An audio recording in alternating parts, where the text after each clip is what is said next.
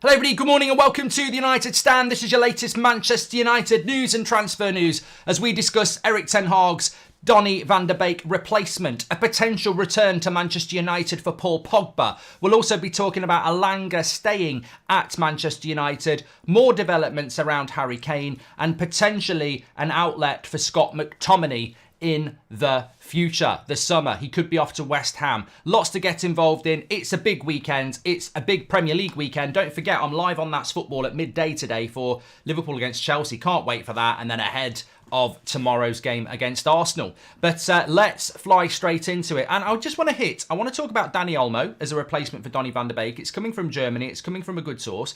I do want to talk about that. I want to talk about the Elanga story. I want to talk about McTominay to West Ham. But I also want to talk about what is clearly happening at Manchester United here. We are clearly trying to do the same rubbish tactic that we do every year in January. They are clearly trying to push the fan attention to the summer, yet we're having the most exciting season we've had in a decade. That's Manchester United for you. You've got Samuel Luckhurst this morning coming out confirming what we spoke about on the show last night, that United hold an interest in Harry Kane, but also Osimhen, also Ramos, also Kudus, also Sesko.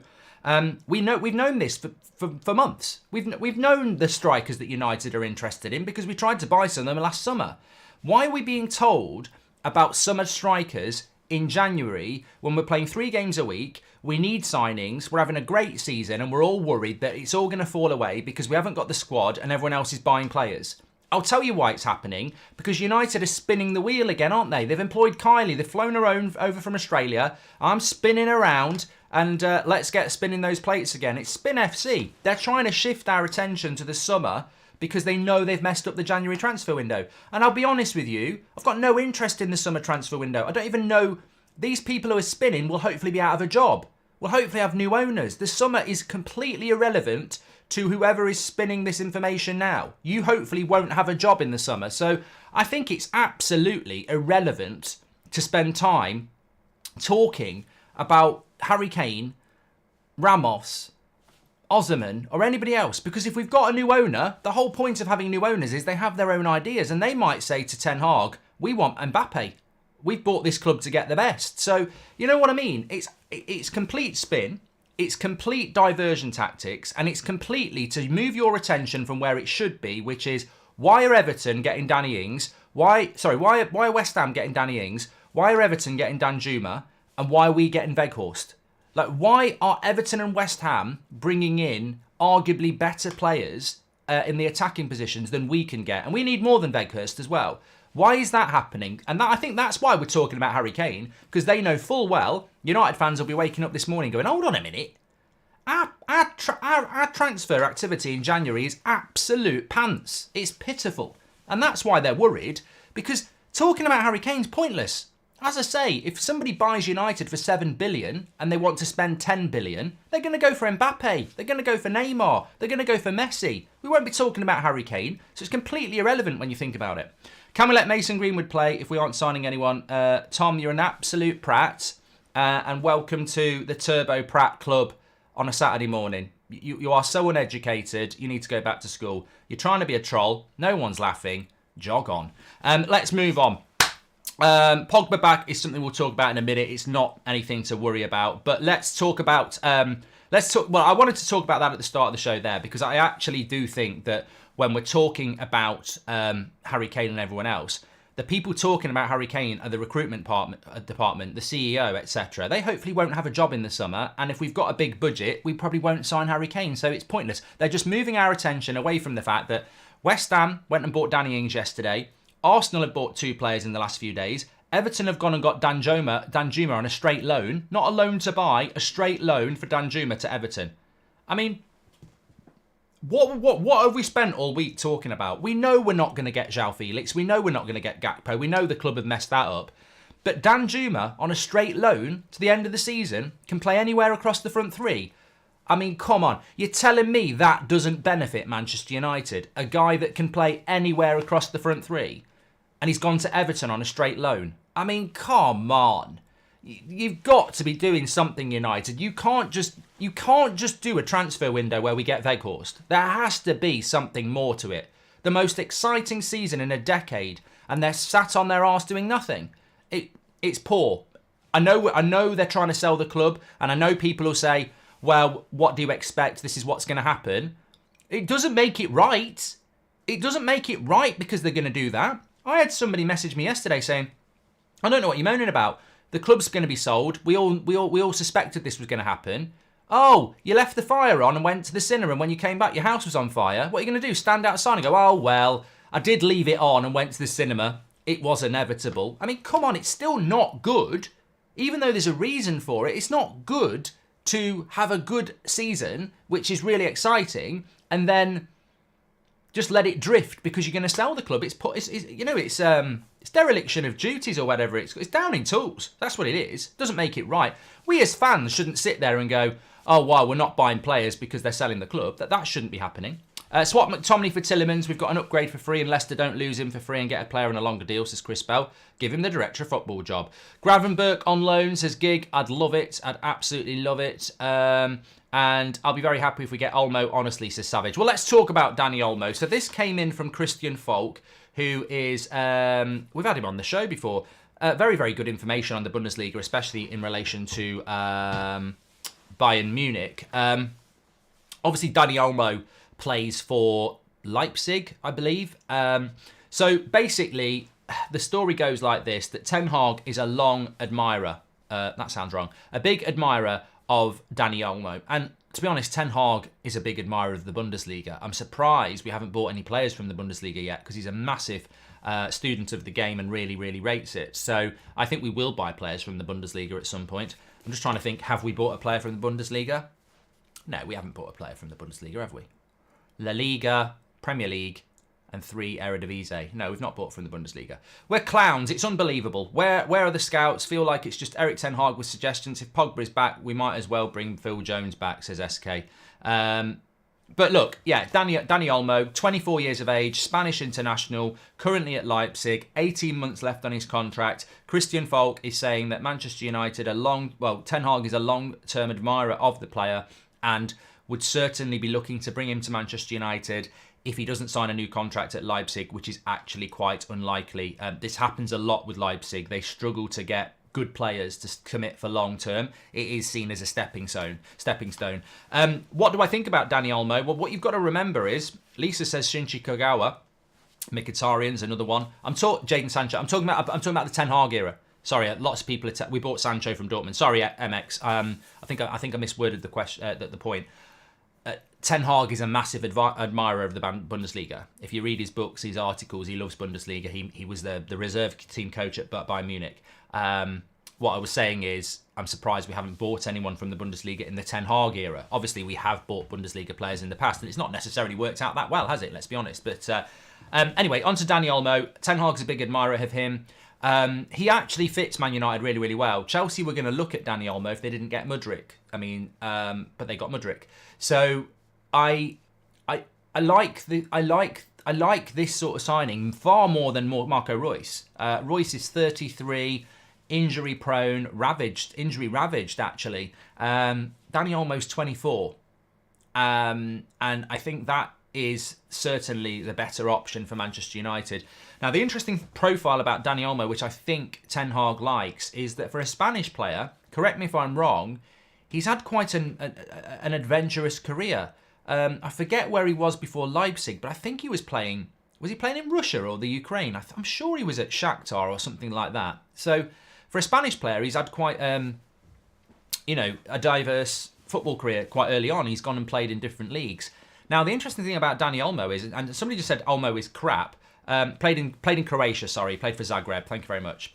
The thing I like about Danny Olmo, and I would trust Ten Hag on this if he wanted him, is that predominantly he can play at number 10, but he can play off the right and he can play off the left. He's right-footed. He's obviously very used to the press from the front. Leipzig press from the front. Spain press from the front. So he's very used to that. Creative, can score a goal. I think his game would suit the Premier League. I do think there are weaknesses to his game, and I think sometimes in slower, more tactical leagues he does struggle. But if this is a player that Ten Hag wants, then I quite like it. 18 months left on his contract. I don't think it's going to happen in January. I'd love it to happen in January. I don't think it's going to happen in January. But in the summer, 1 year left on his deal, there's a deal to be done there. And I think it's another Christian Eriksen for me. It's a player that people who are,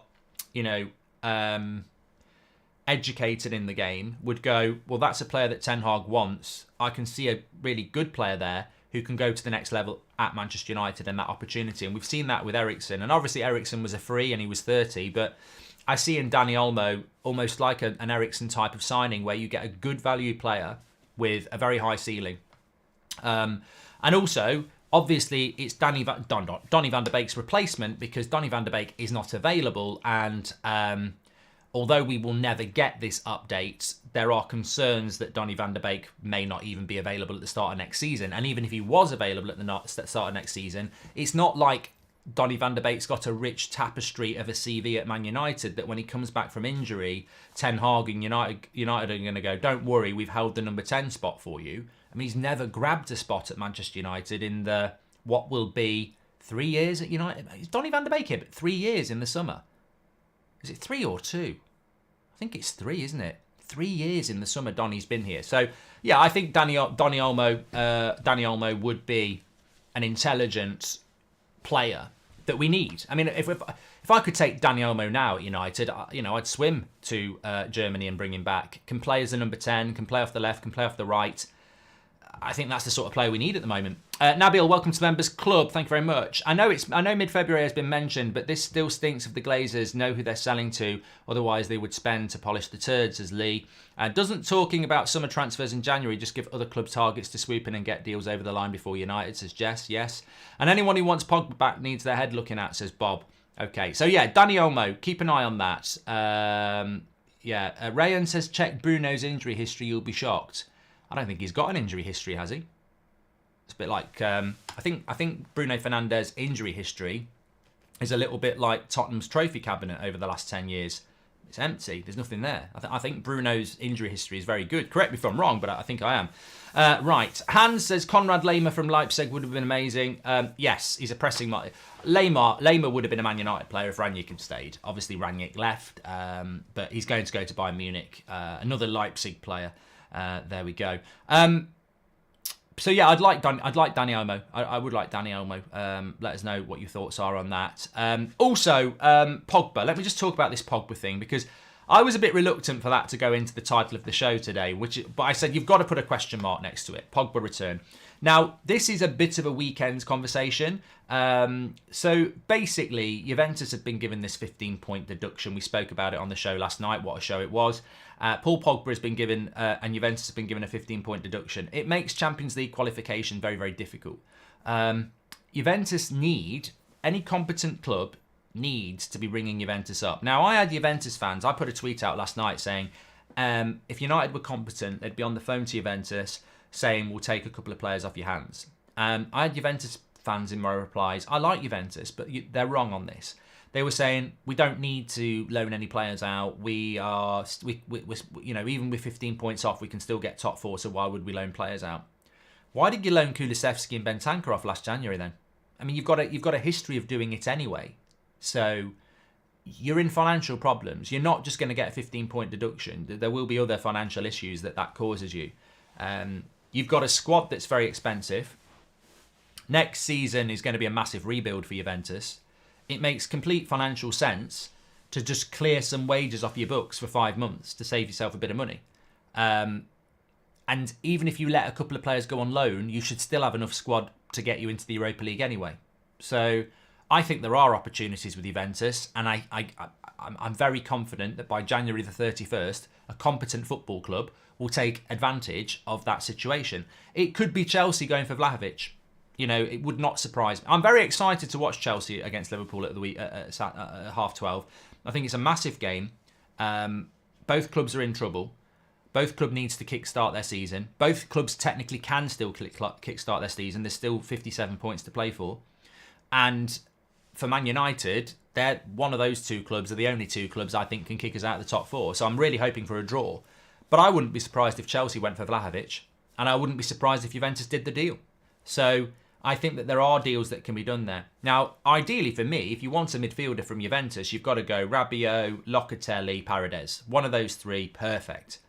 But a lot of people have been talking about Paul Pogba because they've put they've put the Juventus situation with the Paul Pogba situation and gone 2 + 2 is Matic. I think there's more chance of Matic coming back to Man United in this January transfer window than there is Paul Pogba. We need to get a young defensive-minded midfielder, says Carb Source, and bring me Vlahovic or Osman, says Lissandro. And plenty of young talent this year if they give Erik ten Hag a chunk of cash, and Juventus has got promising players, says Dylan. So I'm going to run a poll here. Would you bring Pogba back on loan?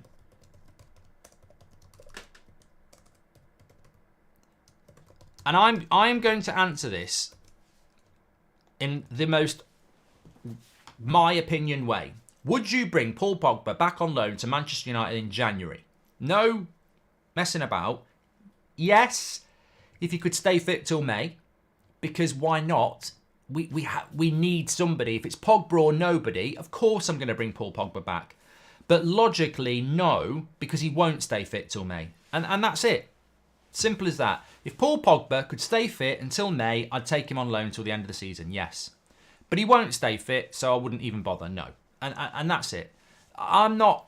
Has Paul Pogba sat down and done a Ronaldo or Jesse Lingard interview about Manchester United? No, he hasn't. So for all the crap that Paul Pogba gets and the booing and everything else, has Paul Pogba sat down and done the dirt on Man United? Now, some people will say, well, Ronaldo and Lingard were right because they've said what's going on at the club. But I still think that came across as sour grapes. They said sod all when they were picking up their wage. They get kicked out of the club effectively, and suddenly, oh, the club's run badly. I've been telling this, oh, the facilities, this, that and the other. Oh, the facilities you were happy to do winning team pictures for. They were both on winning team pictures every week. So I think these Ronaldo and Lingard interviews are really interesting, and some fans jump on it like, oh, wow, legends. They're telling us about how badly the club's run, like we don't know. I think there's a little bit more class in the way that Paul Pogba's done it. You know, he left the club. He was treated badly. You know, the fans booed him. I haven't seen Paul Pogba come out and do an interview. And I think Paul Pogba gets a lot of shit, but he hasn't done that. Now, I'm not saying his time at United was perfect, but, you know, I would take Paul Pogba back if he could stay fit till till May, because he's better than McTominay. You know, that's what we want. We want somebody better. It won't happen. We can't afford it. It won't happen, he won't stay fit, and it won't happen because he probably wouldn't want to come back, and we probably wouldn't want him back. But if you're talking about a footballer that can stay fit till May, of course I'd take Paul Pogba back. I think Pogba fit till May next to Casemiro, bloody hell, I think we'd be all right. Best football YouTuber by a country mile, says Mark Manchester. Thank you very much for the support, pal. If we're living in the past, I say let's bring Cantona back, says Bob. Yeah, but the problem is Cantona doesn't play football anymore. But as I said, if I'm taking anybody from Juventus, I'm taking Paredes, I'm taking Locatelli, I'm taking Rabiot. You know, one of those three would do it for me. 62% of you said no for Pogba and 38% said yes. I'm surprised it's that high, really, but there you go. So for me, it wouldn't be possible. Dalvidas, welcome to the Members Club. Thoughts on Thuram, Mark, says Damon. I'd take Thuram now. At the start of the transfer window, when you're talking about people like Cody Gakpo and people like that, obviously they're the sort of player that I want. But right now, in the January transfer window, with not much left, of course I would take Thuram. You know, we've just signed... I mean, would I put it this way? Would you rather have Weghorst or Thuram? I'd rather have Thuram. So, of course, I'd take Thuram now. But whether, you know, that's going to cost money that United don't want to spend. A bit of an update on Anthony Elanga. As of now, Anthony Elanga is staying at Manchester United. Everton have gone and got Danjuma, and Dortmund, according to Pletigol, don't even want him, not even on a loan. So Elanga, unfortunately, it looks like Elanga is going to end up staying at Manchester United.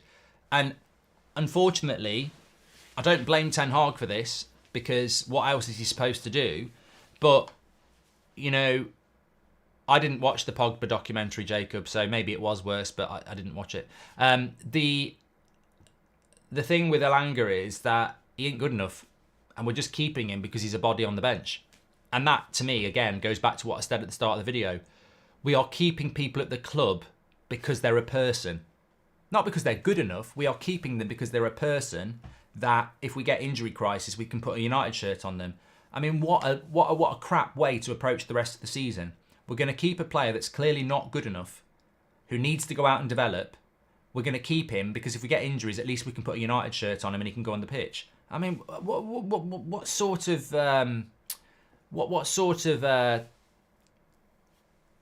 ambition is that? You know, Elanga should be in the Championship developing like Ahmad, and maybe he will develop into a good player. But he offers absolutely nothing. It's the end of January nearly. He's been fit since August. He's not been injured. He's been brought on and started numerous times. He's not good enough for the Premier League. He's not good enough for Man United. And we're going to keep him because the club doesn't want to get anyone else in. I mean, it's the biggest indicator of the ambition of the football club right now. Ten Hag's desperate to win things. The fans are desperate to win things. The players are desperate to win things. Unfortunately, everybody above Ten Hag is just like, nah, get on with what you got. It's not Elanga's fault. I like Elanga. I think he could go and develop in the Championship. He just can't develop as a Man United player when you're being thrown in as a first-team player and you're not the finished article. I don't blame Ten Hag for keeping him. Why would he loan him out when he knows he's not going to get a replacement? But as an actual option from the bench, we already know what Ten Hag thinks about Elanga as an option from the bench because you've got Rashford exhausted, Bruno exhausted on Wednesday night, and he won't bring Elanga on. So, yeah, he should be being loaned out, but by the looks of it, he's going to stay. Summer targets, January targets, and this season are null and void. The club is for sale. These people who won't be in charge by then, says Travel Champ. Can I just applaud that? You know, I tried to explain it, but you probably explain it as well as you can. Why are we talking about summer transfer targets when the people who are leaking that information hopefully won't be in a job in the summer? And why are we talking about summer transfer targets when a new owner will have a very... I mean, it makes... You know what it is? This is the best analogy of what United are doing, right?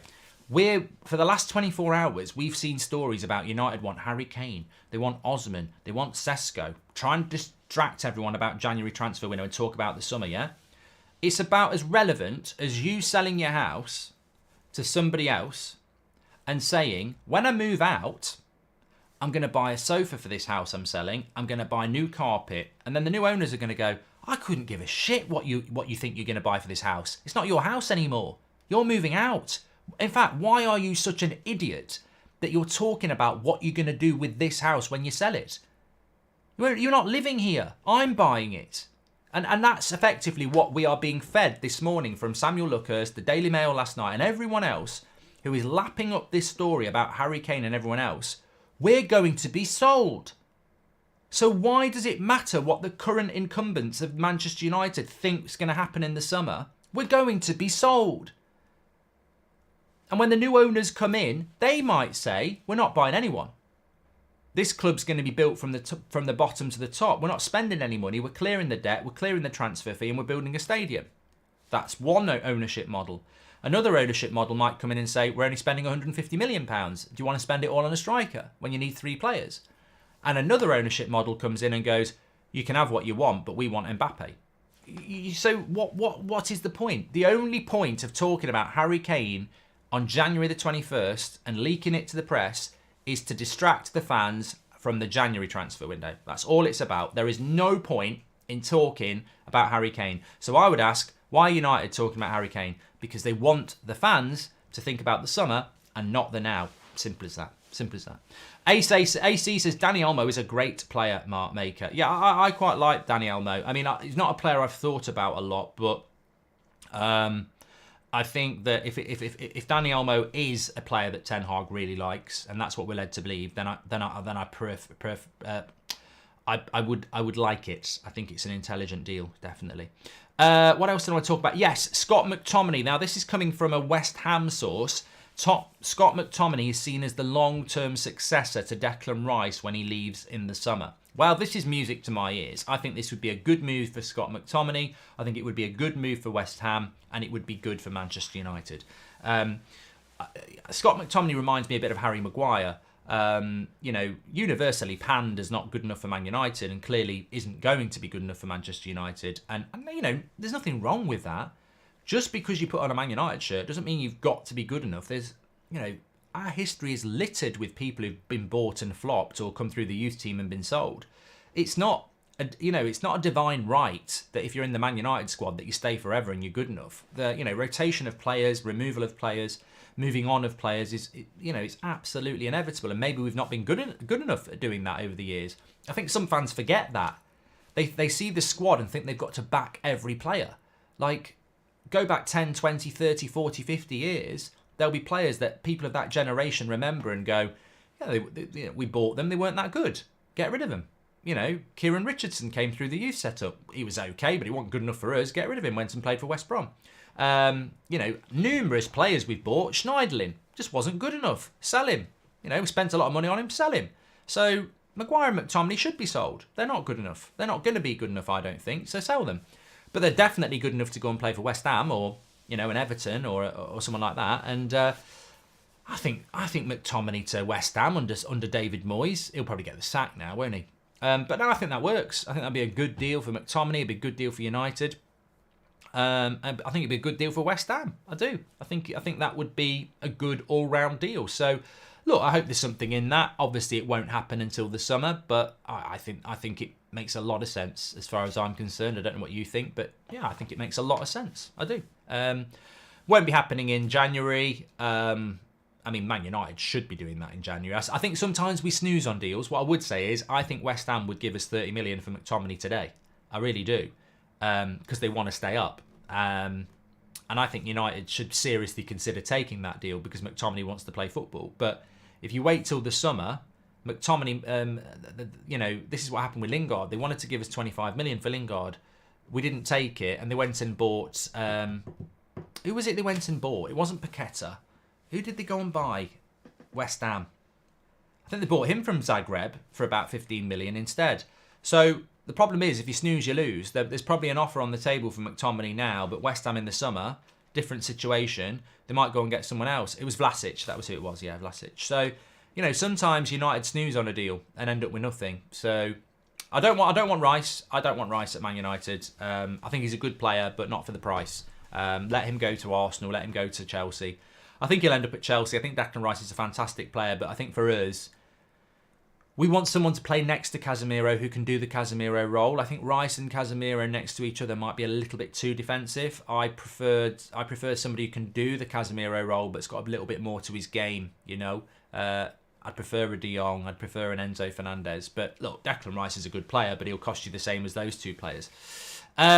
Good comment here from Gig. He says Gravenberch is getting limited to no game time at Bayern. Lima's joining in the summer. He's unlikely to get in the starting lineup. We should get him on loan with a buy option. I love Gravenberch.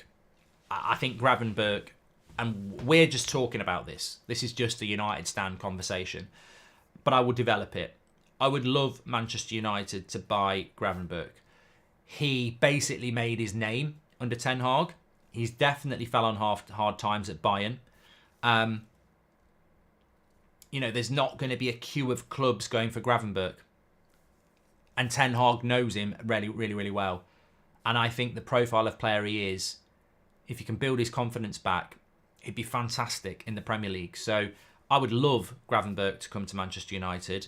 But, again, can you do that deal in January? It makes a lot of sense to do it in January because he'd come here as a loan to buy option who Ten Hag can take a really good look at over the next 5 months, knowing that he's not going to start him straight away, but he can build his confidence up. He can throw him into a Carabao Cup semi-final for half an hour. He can play him against Reading if it happened this week, which it won't.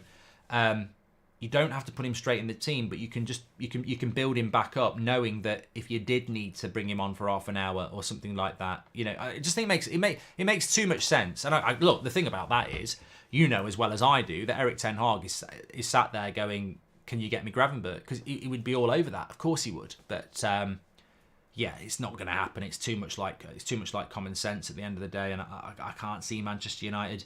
Can't see United doing it, if I'm absolutely honest. Florian Wirtz from Bayern Leverkusen, 19 years old in the summer, says Murad. Well, look, I think there is very little point in talking about the summer transfer window because for the reasons I've just said, We don't know who the owners are going to be. We don't know what their ambitions are going to be. What we need to be doing is keeping the pressure on the club about January, because they're clearly trying to shift the mentality to the summer. But we don't know who the owner. There's no point talking about the summer. We know we need to buy players in the summer, but why would you? It's like being halfway through a marathon you can win and talking about the next race. There's no point. We're in a race. And we need reinforcements for this race. We need energy, we need options. So we should be focused on this. So conversations about Juventus and maybe loaning a player from there or Gravenberch, they are the conversations that need to be had, because there are still 10 days left in this window.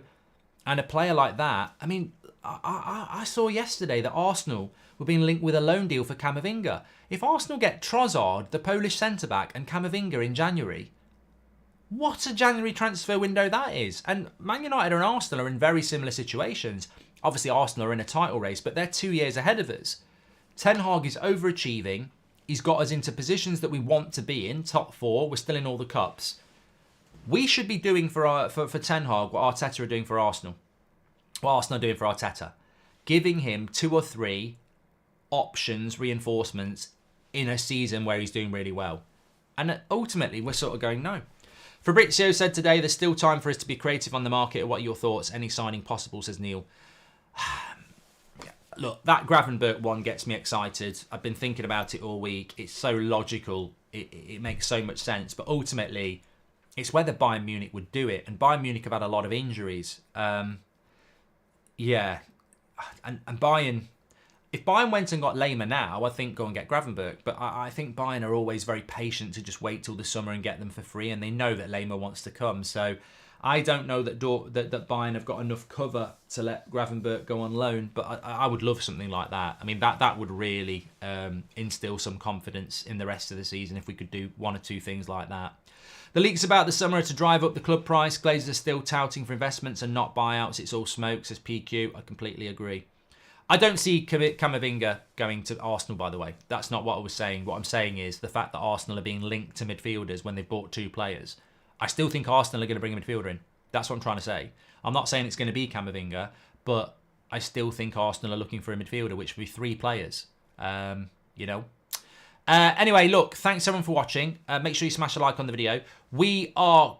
not top of the league. I don't know why I sang that. I am live on That's Football at 12 o'clock. It's a cracking weekend of football. So I've got the chart show coming up for you this evening as well. The top 10 players. It's back. Can't wait to get that out for you. And we've got... I'm live on That's Football at 12 o'clock. It's Chelsea's trip to Anfield. I think it's going to be a cracking game. How many of Chelsea's new signings will actually play? Mudryk is expected to play. Will Gakpo play for Liverpool? And it's a massive game anyway. I'm live on TalkSport at 7:30 with the call-in. That's live on YouTube, 7:30 till 9 o'clock, talking about all the day's action and Man United Liverpool tomorrow, Man United Arsenal tomorrow. It's a massive weekend. I'll see you on That's Football at midday. Don't forget to subscribe, get your notifications on for the chart show, and obviously it's TalkSport tonight. Pogba's stealing a living. He hasn't kicked a ball in the air. Phil Jones clearly rubbed off on him, says Mark Goodwin. Okay, I'll see you on... I'll push you over there anyway so you can subscribe to That's Football and know where it is. I'll see you at 12.